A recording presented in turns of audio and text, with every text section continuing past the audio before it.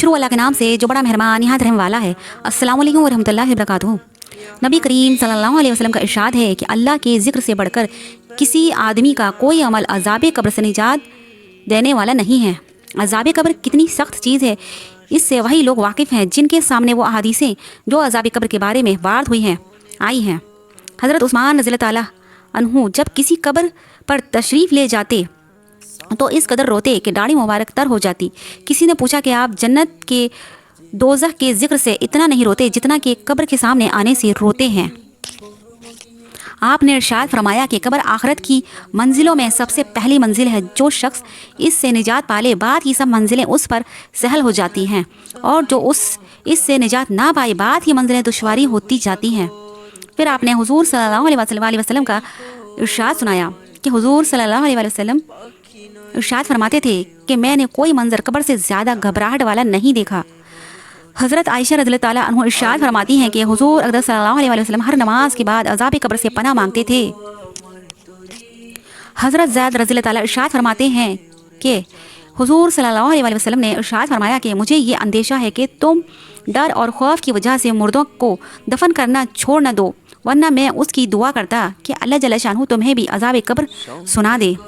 آدمیوں اور جنات کی سوا اور جاندار عذاب قبر کو سنتے ہیں۔ ایک حدیث میں آیا ہے کہ نبی کریم صلی اللہ علیہ وسلم ایک مرتبہ سفر میں تشریف لے جا رہے تھے کہ حضور صلی اللہ علیہ وسلم کی اونٹنی بدکنے لگی۔ کسی نے پوچھا، یا رسول اللہ صلی اللہ علیہ وسلم، یہ اونٹنی کیوں بدک رہی ہے؟ حضور صلی اللہ علیہ وسلم نے ارشاد فرمایا کہ ایک آدمی کو قبر کا عذاب ہو رہا ہے، اس کی آواز سے بدکنے لگی۔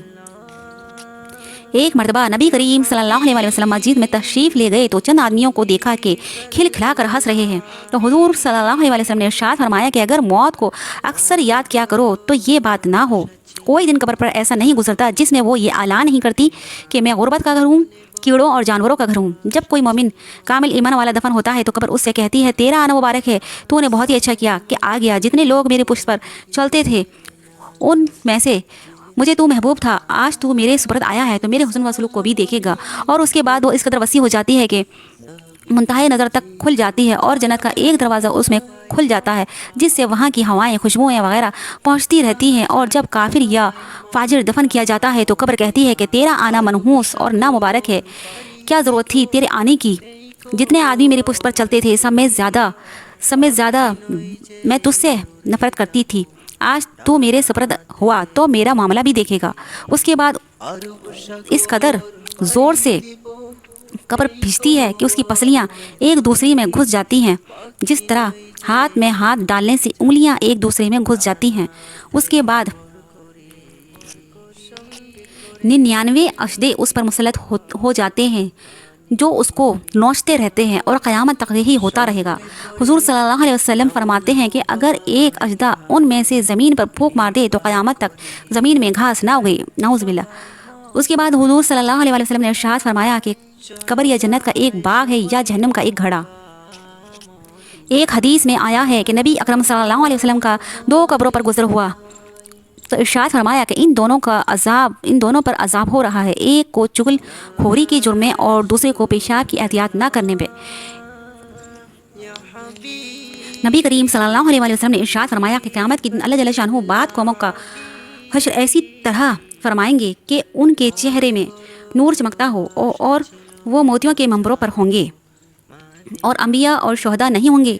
کسی نے عرض کیا، یا رسول اللہ صلی اللہ علیہ وسلم، ان کا حال بیان کر دیجئے کہ ہم ان کو کیسے پہچانیں گے؟ حضور صلی اللہ علیہ وسلم نے فرمایا، وہ لوگ ہوں گے جو اللہ کی محبت میں مختلف جگہوں سے مختلف خاندانوں سے آ کر ایک جگہ جمع ہوئے ہوں گے اور اللہ کے ذکر میں مشغول ہوں گے۔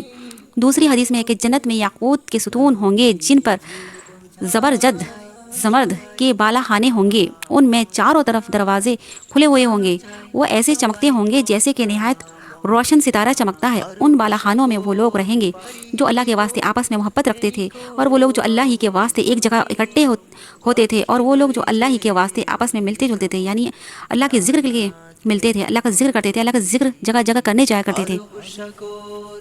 اللہ کی دین اور اسلام کی باتیں دوسروں تک پہنچاتے تھے۔ اللہ تعالیٰ کے ذکر کرنے والے بندوں پر قبر کا عذاب نہیں ہوگا، اور اللہ کا ذکر ہی سب سے بہتر عبادت ہے قبر کے عذاب کے لیے، جو قبر کے عذاب سے بندے کو بچائے گی۔ اللہ تعالی ہم سب کو اللہ کا ذکر کثرت سے کرنے کی توفیق عطا فرمائے، آمین۔